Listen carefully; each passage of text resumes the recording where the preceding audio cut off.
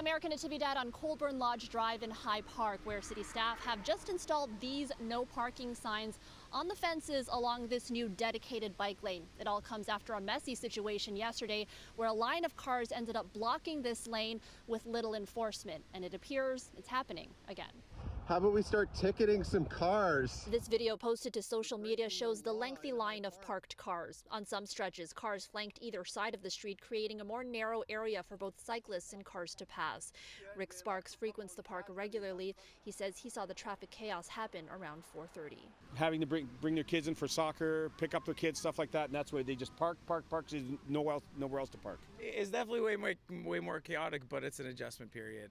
An adjustment after the city implemented changes nearly 2 weeks ago as part of phase 1 of Toronto's High Park movement strategy.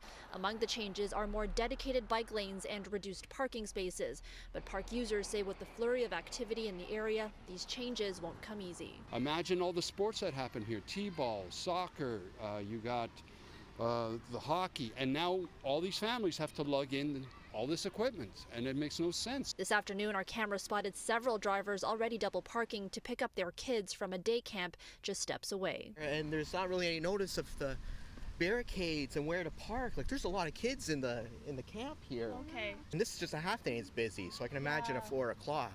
The videos and photos posted yesterday show little to no enforcement from traffic or bylaw officers. We reached out to Toronto police, who tell us no parking signage has yet to be fully installed and bike lanes are still being marked.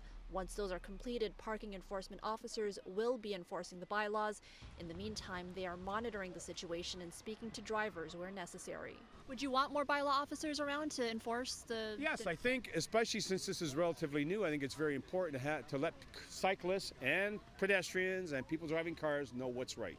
In High Park, Natividad, City News.